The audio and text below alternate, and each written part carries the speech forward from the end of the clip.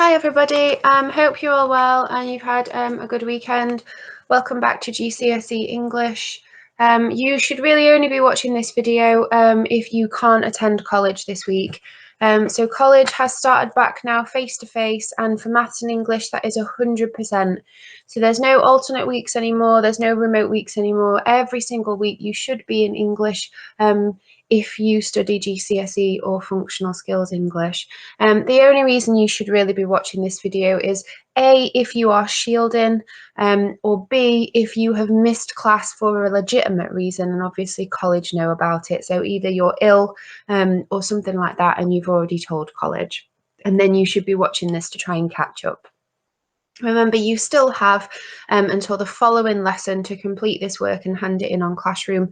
So even if you're not in session, if you hand this in, we can still give you the register mark. But you should, unless you are shielding, as I've just said, or you've got another reason that college already know about, you should be in class having this delivered to you face to face. All right, so let's get started then. So we're sticking with paper 2. Last week we did question 1 and question 2 on paper 2 as a little recap. This week we're going to be following that on and looking at 3 and 4, and then also looking at a writing task.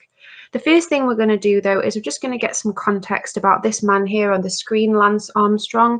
If you've never heard of him, I just want you to Google, so just open up a new tab in Google if you're on your phone or computer, whatever you're using, and just type in his name. There's a picture of him there, just so you know you have found results about the right person. Just put Lance Armstrong in Google and I want you to make a note of 7 different things that you learn about him. 7, and look at his hands there, he's reminding you that it's 7. If you're not sure where to write this, if you go to Google Classroom, which I will do now, you just need to go to week 23 we're on, and the title should be Lance Armstrong.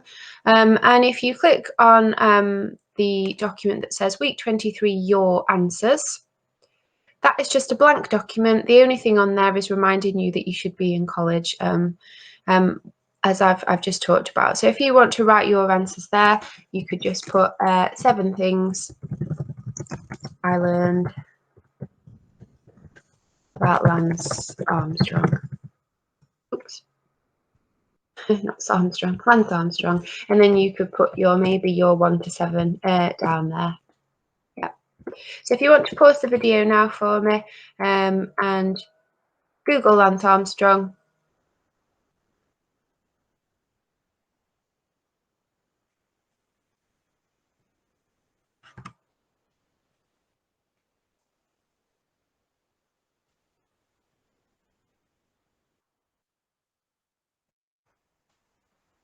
Okay, so what did you find out?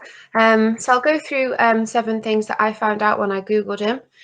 So Lance Armstrong won 7 Tour de France titles and a bronze Olympic medal for cycling. So he was a very, very successful and talented rider. 7 Tour de France titles is pretty impressive.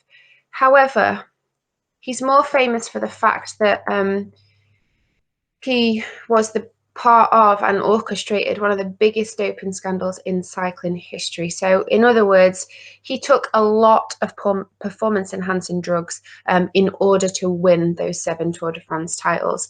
And during his career, he actually sort of passionately denied all those allegations, to the point where now you know that he was lying. It's kind of difficult to think of him any other way than that he's a horrible person. He lost a lot of friends. He lost all his sponsorship deals and stuff with all these big branded sports companies. As a result, I remember there was an advert on TV about him, and it was something like, the only thing I'm on is my bike. I'm sure it was for Nike or something, like a massive sports brand. Like, you know, he went to that point on national television, you know, and he went through court cases and all sorts, and he always denied that he'd taken any drugs.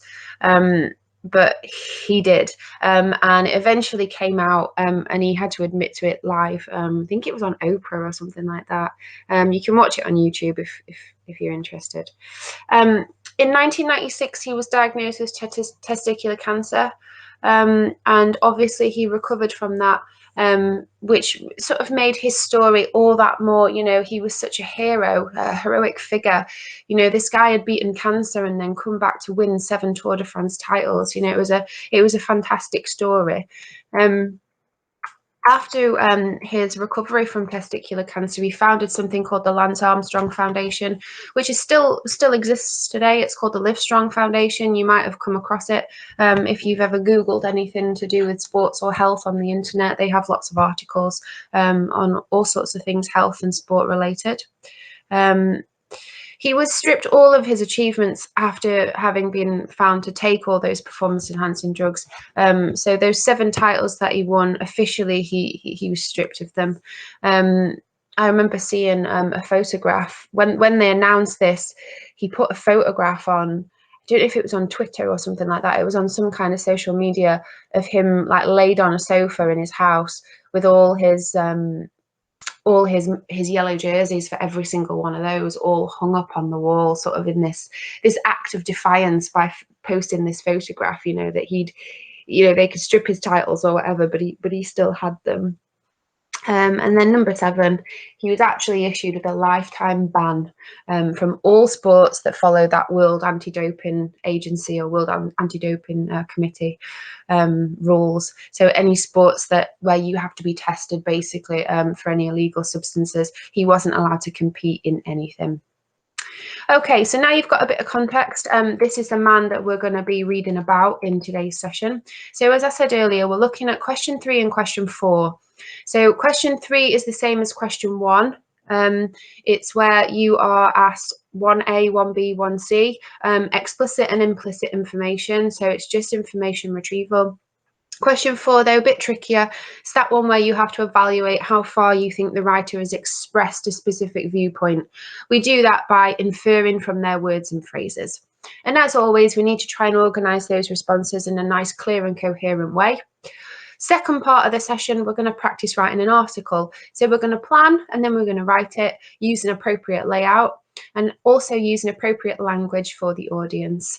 It's going to be on the theme of cycling, like the reading as well. Okay, so the first thing that we're going to do is we're going to read the extract that we've got. So it's from a book called 7 Deadly Sins. You can probably gather that that's about Lance Armstrong's 7 Tour de France titles, which he, I guess, unfairly won, or he cheated to win. It's written by a man named David Walsh. So please note here, the writer is David Walsh. It's not Lance Armstrong. David Walsh is a sports journalist who followed Lance Armstrong's career from its very beginning, and he wrote this book to sort of uncover, I guess, the truth about Lance Armstrong. He doesn't like him very much.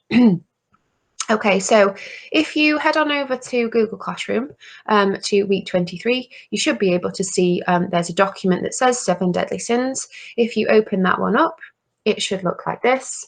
7 Deadly Sins, David Walsh, 2012. So I'm happy to read this as long as you open that document and you go through while I read it. So here I am in the Château de la Commanderie, sitting down to interview a young man who will be part of my life for almost the next 20 years. I hope that this will be the start of a beautiful friendship. I want to know everything about him. 21 years old, but he wasn't like most young sportsmen of that age. If he had been, he would have talked about the thrill of riding his first Tour de France. Most young sportsmen know the cliches that we like to see recycled. He didn't mention the thrill or the honour, nothing even close. He'd been told by team bosses he wanted to win. He'd been told by team bosses he was at this tour to learn for the future, but he didn't see the good in that. He wanted to win right now. He was Lance Armstrong, and you were going to remember his name. It was the force of his personality that struck you the most, like a wave crashing forward and carrying you with him. As he machine-gunned his way through his past and speeded into the future, he had me at his side and on his side. I wanted to like Lance. Sports writers are like this, especially with the young ones. We carry our pencils through the foothills on the journey to Mount Olympus, wanting to say we walked some of the way with them, knew them before the world knew them. And this Armstrong, you knew he wasn't going to settle for any ordinary life. I left the Chateau de la Commanderie knowing I'd met a kid with a future. He wasn't going to be another rider in the pack. I knew I'd just got into the lift on the ground floor with a guy who was going up. You've got to see this kid, I said over dinner to my friend, fellow journalist and former tour rider, Paul Camage, the same evening. Why? He's different. He's got this desire. He's going to win a lot of races and he's so open. Wait till you meet him. You always get too enthusiastic, Camage said. Camage was right, I did. But Lance had something inside that made him unlike any other young sportsman I had met. Radioactivity. How did I know this? Because it was obvious. Okay, so that is the extract that we are going to be working with today. Remember, the writer is David Walsh, not Lance Armstrong, so it's about Lance Armstrong's cycling career. First question we're going to have a go at then is question 3. So this is, remember, all about finding information. It's worth 3 marks and it will be split into 3A, 3B and 3C. The details that you are asked to find, they might be suggested. So it might ask you for a quote, or it might be obvious information. So you might just be looking for, it's usually things like what, where and how questions, isn't it? All right, so let's have a look at the questions. So 3A, how long would Lance be part of David's life? That will get you 1 mark. What struck David the most about Lance? 1 mark. Give 2 details from the text that suggest David thought Lance was going to be successful. I apologise, I've made an error there. That should say 1 detail from the text that suggests David thought Lance was going to be successful. If you can find 2, go for it. Bonus point. So, if you want to pause this video now, give yourself 5 minutes, answer those 3 questions. Remember, you just need to put your answers here in that document that says week 23, your answers on Google Classroom. And again, under your 7 things, if you just put 1A and then put your answer, 1B and then put your answer, and then 1C and then put your answer, that would be great.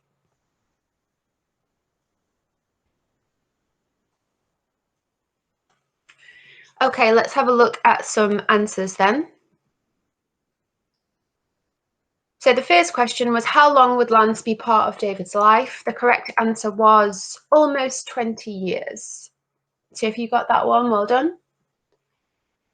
3B, what struck David the most about Lance? Now, if you notice, that word struck is in speech marks. So what you could have done is you could have just scanned that entire text for the word struck, because that meant they'd lifted it directly from the text. And once you'd found that word, you just needed to read the sentence. And the answer was the force of his personality. So it says the force of the personality struck you the most. And finally then, 3C, oh, look, I've done it right on this one. Give 1 detail from the text that suggests David thought Lance was going to be successful. Now, there's quite a lot of quotes you could have used here. Remember, if it says give 1 detail, they're asking you to pick out a quote, basically, that suggests, yeah? That's why it says suggests they thought he was going to be successful. So you could have had any of these. You knew he wasn't going to settle for an ordinary life. I'd met a kid with a future. He wasn't going to be another rider in a pack. I just got into the lift on the ground floor with a guy who was going up. He's going to win a lot of races.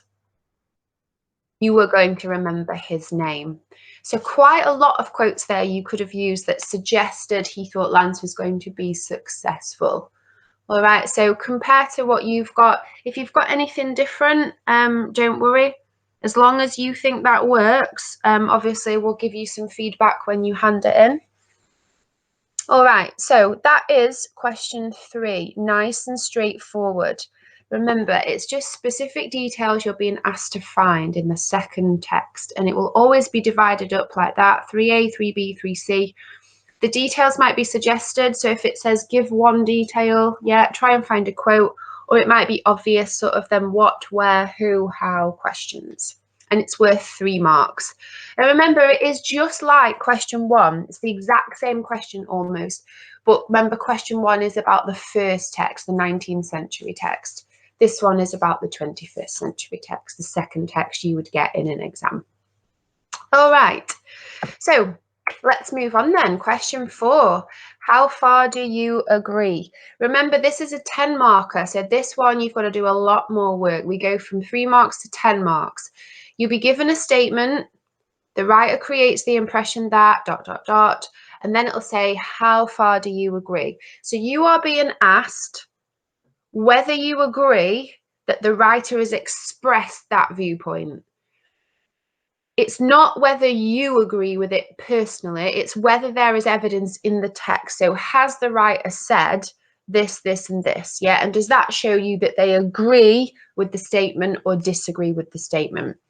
Ideally, if you can both agree and disagree, that's great, but it does depend on the text. Sometimes you can only agree and sometimes you can only disagree. But you need to track through that text from beginning to end, pick out the key words and phrases that you think show that writer agrees or disagrees with the statement, and then you write them into those clear and coherent sentences as usual. It's worth mentioning, you might be asked to just use part of the text or the whole extract. If it doesn't specify, it's the whole extract. It's just like question 5 on paper 1 in the how far do you agree question. Okay, so this is the question we're going to use. David Walsh is impressed and excited when he first meets Lance Armstrong. How far do you agree? And you've got 2 bullet points there. So what you should comment on, what he says and how he says it. So the what he says, excuse me, the what he says is the inferences that are made, and the how he says it, that's the bit, well, where you could talk about the tone or the language or the structure possibly. Let's have a look then. The best thing to do here for me would be to highlight first. This is what I would recommend you do. I'd highlight anything that you think shows that David Walsh is first impressed or that he is excited when he meets Lance. And we've got 1, 2, 3, 4, 5, 6. We've got about 7 paragraphs there. So remember, our target points is always about 8, isn't it? So let's just say you can take a quote from every single paragraph, maybe 2 quotes from the second paragraph, because that looks like the biggest one, but maybe just split it like that. So we are taking something from every part of that extract, and we're not just taking stuff all from the beginning or all from the end, but we're actually tracking through those lines and trying to make a range of points. Okay, so questions there again. I'm going to start you off with 2 examples as always. So my first example here is I completely agree that Walsh is impressed and excited when he first meets Lance. All I've done there to introduce that is I've just reworded the question. As he states that he hopes this will be the start of a beautiful friendship. I think that shows Walsh's enthusiasm for Lance. If he wasn't excited to meet him, why else would he hope it would be the start of a beautiful friendship? He seems very keen to me. Okay, my second point. Secondly, he wants to know everything about him, suggesting Walsh is both curious and excited. If he wasn't excited and curious, he wouldn't say that, would he? He wouldn't be bothered about knowing him. And not only he wants to know stuff about him, he wants to know everything. He doesn't want to leave any stone unturned here. So both of those quotes to me show me that David Walsh is impressed and he is excited to see Lance Armstrong. More of the excitement for these 2 rather than the impressed, but the impressed comes a bit later. So I would get 2 marks for those because I've made an inference, that's the bit that's underlined, and I've embedded a quote in that, which is the bit in red with speech marks around it, to support it. So I'd have 2 marks so far. What I'd like you to do is finish the rest of this answer. So your target always is 8 different points. However, the best thing for you to do is to give yourself 15 to 20 minutes, and then whenever you've made as many points as you can, stop there, because that would be exam technique, sort of the timings, and then go through the exemplars with me to see how you got on. So pause the video now, make sure you've got that extract. Remember, you're going to write your answers here on your answer sheets. Yeah, just under where you've done the other questions. And you've got the extract if you need it.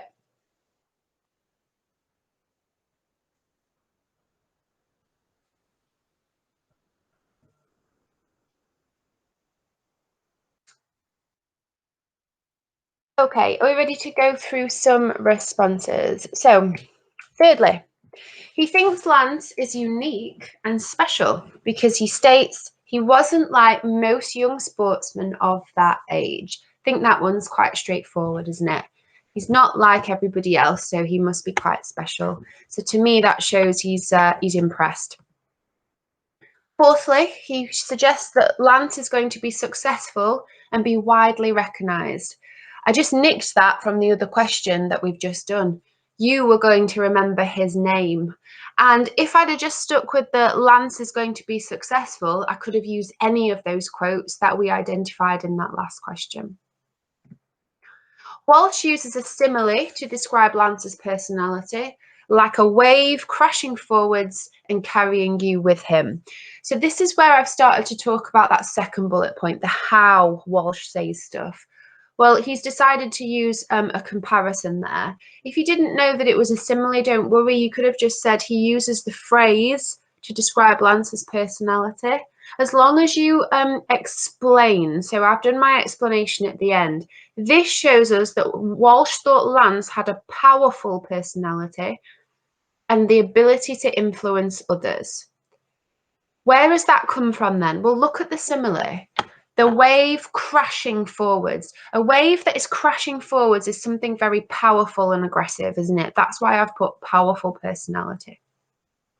And if the wave carries you with him, I think he's trying to say he has the ability to influence others. People want to be his friend. They want to join his gang.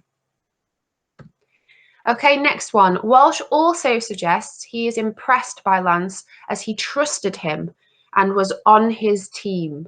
Okay, so he says he had me at his side and on his side. So kind of what I was just talking about in that other one, that ability to influence others.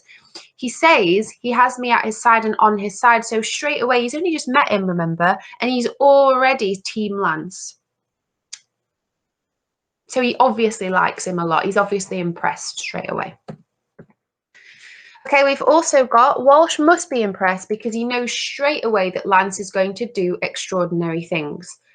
This Armstrong, you know he wasn't going to settle for an ordinary life. That one's quite straightforward, isn't it? So he's basically saying he is not going to be just another sports. He's not going to be just another cyclist. You know, this guy is going to go far. He's going to do some extraordinary things. And he did. This is reiterated when he says he left their interview knowing I'd met a kid with a future, suggesting he is confident that Lance will have a successful career. Yeah, so again, he must be impressed if he leaves that interview knowing straight away and knowing with so much confidence that that he's going to do great things, because he doesn't say, you know, thinking that I'd met a kid with a future or hoping. He says knowing he'd met a kid with a future. So he's very certain about it. Walsh is so excited to having met Lance that he tells his friend Paul Kimage, "You've got to see this kid." And he uses the imperative verb there, "you've got to."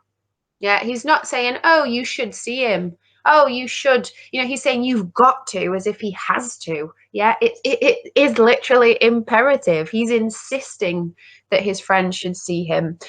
So clearly that to me shows that he's impressed and he's excited and all those things. And then finally, his friend Paul Kimage actually shows us Walsh's excitement, because he says, "You always get too enthusiastic." So that shows us, doesn't it, that David Walsh is excited if his friend's saying to him, "You're too enthusiastic."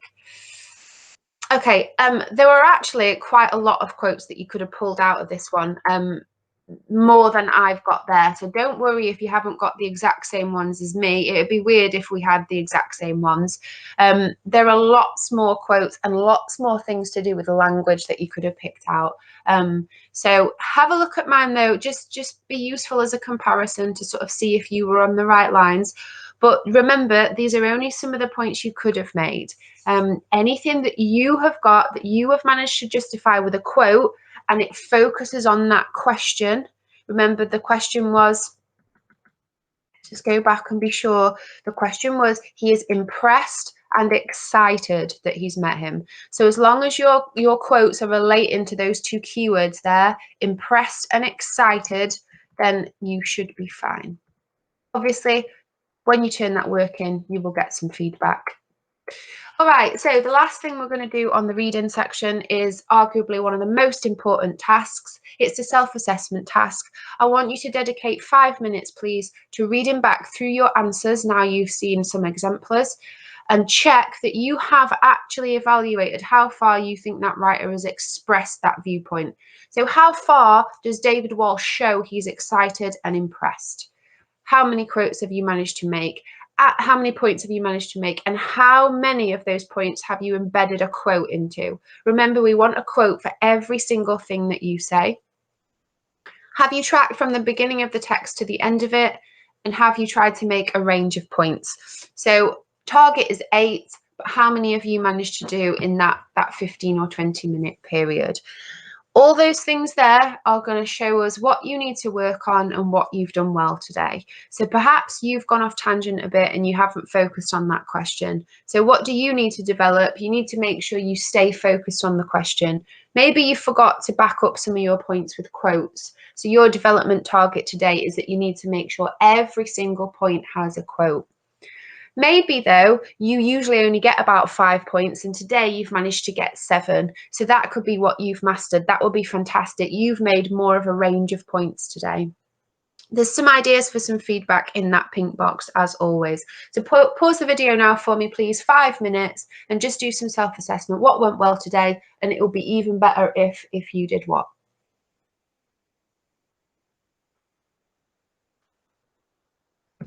Okay, fantastic. Hopefully we've done some self-assessment. So just to recap then, we've just had a look at question 4 on paper 2, that how far do you agree? And it was worth 10 marks.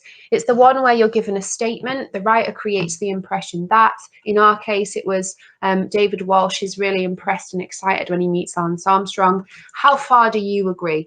Now, I know it says the word you, but remember, it's not asking you whether you're impressed or you're excited about Lance Armstrong.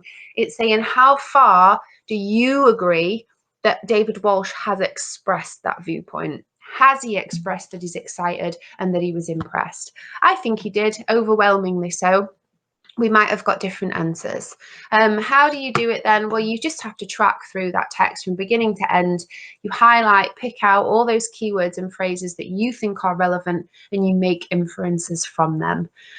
You might be asked to consider part of the extract or the whole of it. Whatever it is, make sure that you take stuff from the beginning right to the end. So try and track through that text in a linear fashion and then make a range of different points. Yeah, so remember, it is just like question 5 on paper 1. We've already talked about that one, haven't we? Okay, well done, everybody. So what do you think then? If I read out the definition of a cheat, so cheat is to act dishonestly or unfairly in order to gain an advantage. So acting dishonestly or unfairly in order to gain an advantage. So most people would agree that that's what Lance Armstrong did. He acted dishonestly and unfairly because he took drugs that were off limits. He had, he did all sorts of things, blood transfusions, in order to gain the advantages that he needed to win. But if everybody in the sport is cheating, so if everybody is acting dishonestly and unfairly to gain an advantage, is it still cheating? Have a think about that. Pause the video for a couple of minutes and have a think about it. What do you think?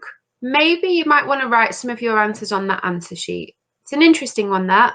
If everybody is acting dishonestly, then is it still cheating, or is the playing field levelled?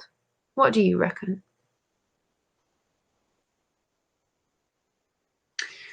Okay, of course, this was sort of Lance's main defence, I guess. He reckoned that everybody in cycling at the time he was cycling was also taking performance enhancing drugs. And from the documentaries and the books that I've read about this, I think he was right. I think everybody else was doing it. However, he had the most sophisticated doping program at that time. So he still had an advantage because he had more money than other people, for whatever reason. So he could afford a better doctor. He could afford to have better drugs. So yes, everybody was cheating, but there's levels of cheating, isn't there? It isn't just quite that straightforward. Okay, so if you're interested in any of this, I'm not interested in cycling whatsoever. In fact, I don't even think I've ever watched a Tour de France, even though it's really popular. I only became recently interested. Well, I say recently, it's not really recently. I only became interested in Lance Armstrong when I'd watched. I don't know if it was this one, the program. I've just put some pictures here of some stuff that's available if you are interested in it. This is on iPlayer. It's a film basically about his cycling career, about him overcoming his testicular cancer. And it says there, a feat that captivated the world, and then his dramatic fall from grace. It's sort of like the rise and fall of Lance Armstrong, if you like. Stop at Nothing, the Lance Armstrong story. I don't know if that's still on Netflix. But it was at one point. You can watch it on YouTube though. Again, really, really good. Just the lies and the deceit that happened. It's really interesting because he's such a charismatic man. I understand why David Walsh was captivated when he first met him. And if you watch any of these, you'll understand. He's charming, he's funny, he's handsome, he's really successful, and you think he's great. And then you realise that he's a horrible, horrible person. He's that anti-hero, really. He becomes a massive villain because you think, how could somebody lie so much to everybody around them? And that other documentary there on the iPlayer, that's quite a recent one. That one, it's in two parts. It's sort of basically where he is now and what's going on now, which made me feel a bit sorry for him. And then I remembered, that what a massive he was. So yeah, if you're interested, there's stuff that you can watch on Lance Armstrong. All right, so what have we done then? We've recapped how to answer question 3 and question 4 in paper 2.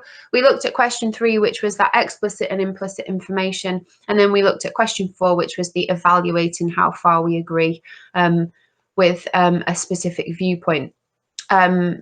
What we're going to do now is we're going to practice writing an article. So we haven't done a lot of non-fiction writing. I know we've written a speech, so we're going to have a go at writing an article using appropriate layout and appropriate language for our audience and purpose. So we're staying with the theme of cycling, but before we get there, I just want to recap what an article should look like. So if I ask you to write an article, how are you going to lay it out, basically? So there's 3 key things that I'm looking for. So if you just pause the video now, give yourself 5 minutes or so. There's an article there in the background that might give you an idea.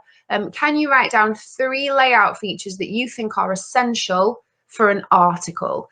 So for example, if I was asking you for the layout features of a letter, you would be writing addresses, dear sir or madam, paragraphs, sign off. If I'm asking you for the layout features of an article, just 3, what 3 are the most important? Okay, so hopefully you've made a note on your week 23 answer sheet. So the headline or the title really is the most important layout feature if you're asked to write an article. We've got a title or a headline here: The Ridiculous Saga of Lance Armstrong, the cheater who became an enemy of the state. What's the point in the headline? Well, it tells us what that article's going to be about. It gives us an idea of whether this is going to be a negative or a positive. It gives us that idea of, do I want to read this or not, doesn't it? Now, when we read that, The Ridiculous Saga of Lance Armstrong, the cheater who became an enemy of the state, we know this is going to be about Lance's fall from grace, don't we? We know it's going to be about the fact that he's not a very nice person from what he's done in the sport and the drug taking, the doping scandal. Second thing that we need is your name as the author. I've underlined there the author of this article, which is Patrick Redford.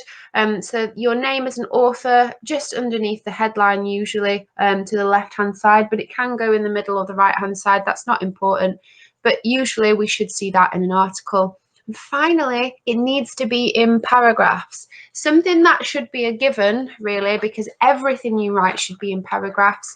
But please make sure if you write an article, you've got a headline at the top, you've got written by you underneath, and then the rest of that is laid out in paragraphs. All right, so let's look at the question that we're going to have a go at.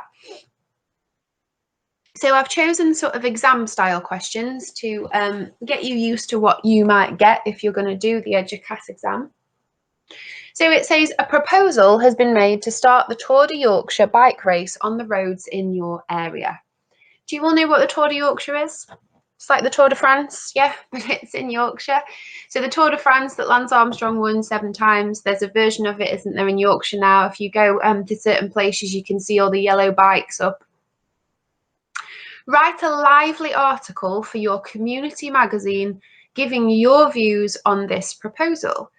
You could write in favour or against this proposal. Okay, so the first thing that we need to figure out is the audience, the purpose, and the format, isn't it? The first 3 things before you do anything else. Who are we writing for? Why are we writing? And what are we writing? When we've figured out those 3 things and we're confident, we can then move on to the plan. Make a note on your answer sheets of those 3 things now. So who do you think the audience is for this article? Why do you think this is being written? So what is the purpose? So is it to explain? Is it to describe? Is it to entertain? Is it to instruct? Is it to inform?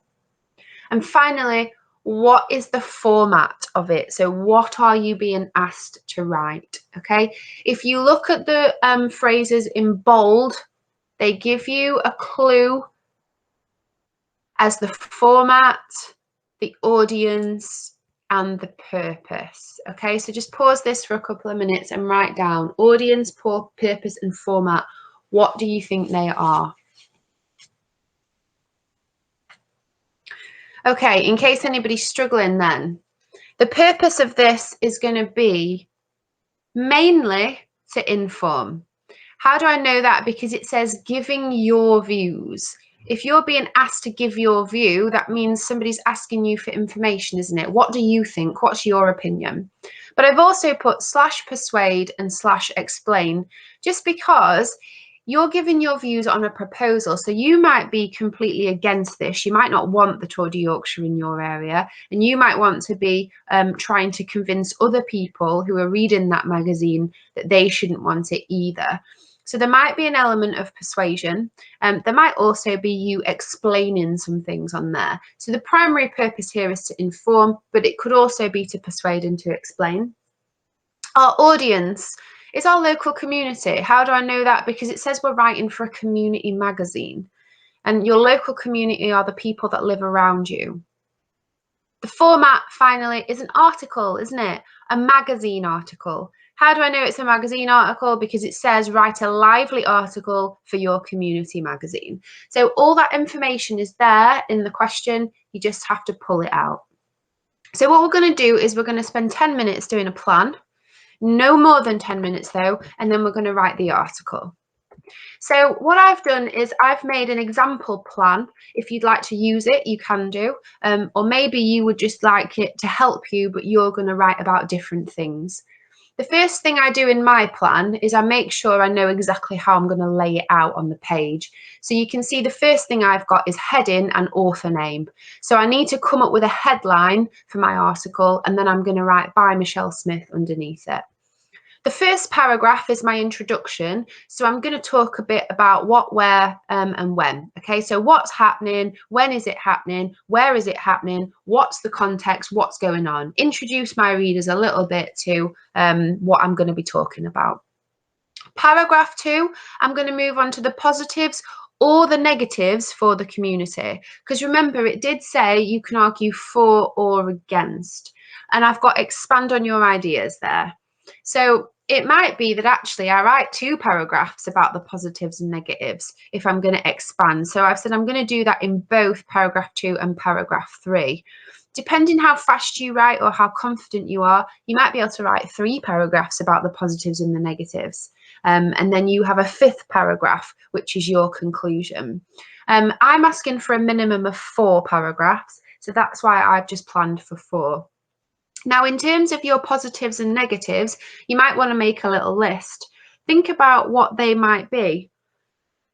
Are you somebody that would hate this because it would mean you that the roads would be closed where you live, and that would be an issue for you getting to work or getting to college, or the buses not running? Would you have to walk a bit further? Would there be lots of noise? Would there be lots of litter?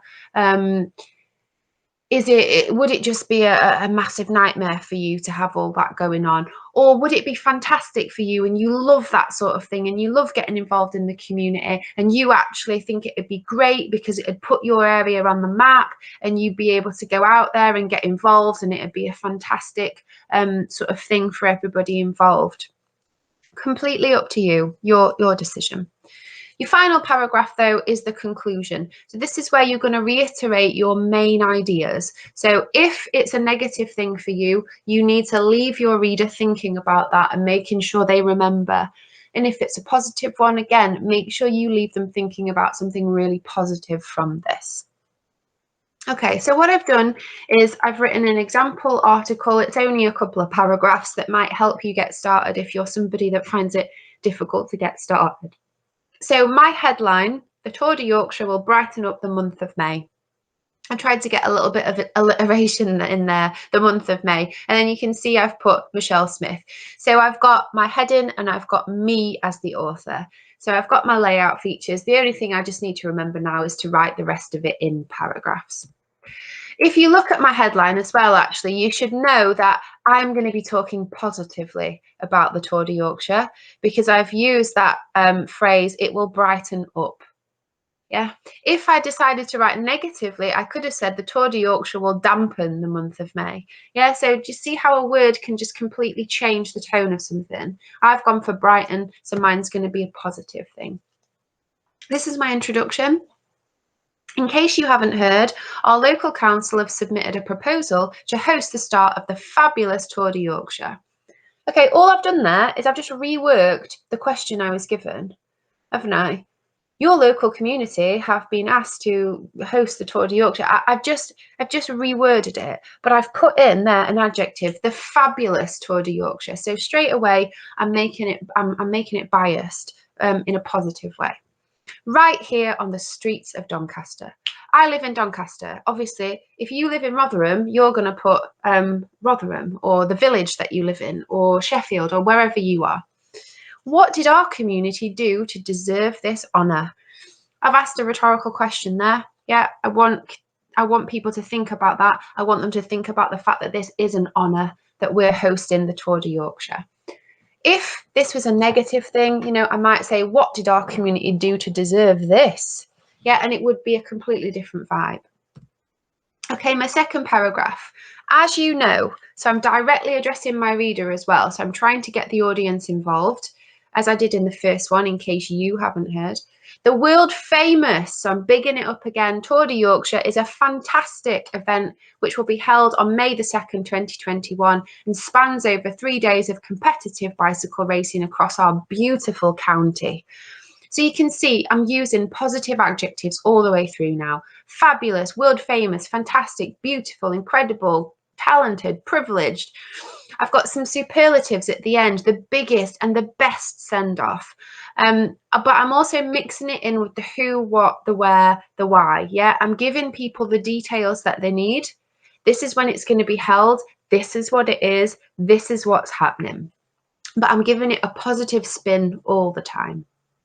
Now, my third paragraph, I would then move on, wouldn't I? And I would start talking about, again, the positives of holding the Tour de Yorkshire in Doncaster and why I want that to happen before I finally conclude and tell everybody to make sure that they turn out and support all these people.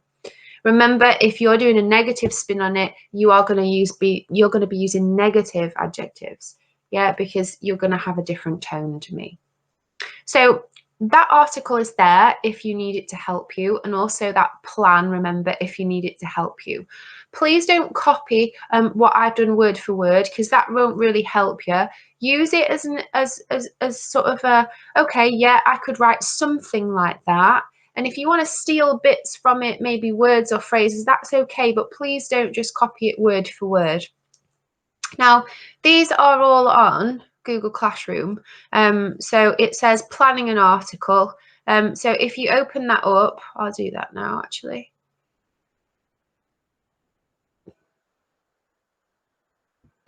You've got that plan that I talked about there, and you've also got the sample of the article that I've just had on the screen. And I've just highlighted here what I have done. So you can see there that I've got my author name and I've got the heading. I've got relevant details. I've used positive adjectives. I've used a rhetorical question. I've used direct address. So you need to try and make sure that you're using language to engage your reader at all times. Make sure you've got that layout. And make sure you're actually telling people about what's going on. Remember, because it's a community magazine, isn't it? So they would want to be informed of what's happening with that Tour de Yorkshire. Okay, so we're going to have 25 minutes to write the article. The remaining 5 minutes we're going to proofread. So your purpose is to inform, persuade, or explain. Your audience is your local community. So remember, talk to them and mention things that they would be interested in or would be relevant to them. The format is a magazine article, so make sure you've got that correct layout before you start. We want a minimum of 4 paragraphs, and we need to make sure that everything we talk about is really specific. Yeah, personal examples would be great. But remember, it does say a lively article, so this can be it can be quite informal. You could make it humorous if you wanted to, and you can be in favour or you can be against. Okay, so if you haven't done so already, spend about 10 minutes doing a bit of a plan. So have a look at that sheet where I've got my plan. Maybe make some notes there. Again, you can do that on paper or you can do that on week 23, your answers. Once you've got your plan, use that plan to help you write this article. So pause the video now, 25 minutes please of writing, and then when you finish, press play and join me and we'll just do a bit of proofreading. Okay, well done. If you found that difficult, don't worry. Articles are quite challenging. The more you practice them, the easier they will get. And there's lots of practice on Google Classroom that you can have with articles. I'll show you just before the end of this video. Okay, all I want you to do now, folks, is I want you to spend 5 minutes and proofread what you have done so far. So make sure all your sentences make sense, please. Make sure you've not missed out any words or duplicated certain words. Make sure you've written in paragraphs and they are clear to see. And make sure you've got the basics right, please. So when I'm saying basics, capital letters at the beginning of every single sentence. Capital letters for proper nouns. So if you've written the name of the Tour de Yorkshire, look how it's written on my examples. Make sure it's copied exactly. Have you got a capital letter if you've written Rotherham or Sheffield or Doncaster, or the name of a town or a village that you've decided to hold for your article is going to be the Tour de Yorkshire? Have we got end of sentence punctuation at the end of every sentence? If you've asked a rhetorical question, there should be a question mark. If you're ending the sentence, it should be a full stop or an exclamation mark. And finally, have a look at your spelling as well. Are there any words that you're not sure about? If so, you could highlight these, and with you being online, you could look them up in an online dictionary and amend them. So just pause the video for me now and have 5 minutes to proofread your work. Remember, it's really important proofreading because it shows that you've got attention to detail and that you actually care about the work that you are creating.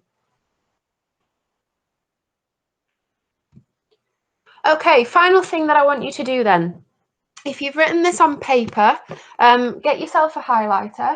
If you've done it on your answers, so if you've typed it up, you just need to select the highlighting tool. If you're not sure how to do that, I'll just show you now. So it's just this one here that looks like a little pen. It says highlight colour. If you click that and then just click whatever colour you want, you should just be able to highlight your text and then click the colour and it'll make it like that. So I want you to highlight the headline that you have used and your author name. If you go to do this and you realise you haven't written a headline and you haven't written an author name, then you need to make sure that you make a note of at the bottom when I've put what did you find difficult or how you can develop. You need to make sure, remember your layout features. Second thing I want you to highlight is specific or personal examples about the benefits or negatives for the community. Okay, so go through your text. Have you talked about the good things or the bad things that you would be expecting? And when I say specific things, so instead of just saying this will be really good or this will be really bad, that's not specific. What would make it really good? What would make it really bad? So is it a specific thing? Could be it'll cause lots of issues with the traffic because they'll have to close the roads, for example. Finally, I want you to highlight 4 language choices that you've used to engage the reader. So for example, in my article, I used direct address, didn't I? I was saying, as you may be aware, I used a rhetorical question and I used some positive adjectives. So I would go and highlight those examples. So what have you used in your article? Have you used some alliteration? Have you used rhetorical questions? Have you used a list of 3? Have you used positive describing words? Have you used a simile? Have you used a metaphor? Have you used some personification?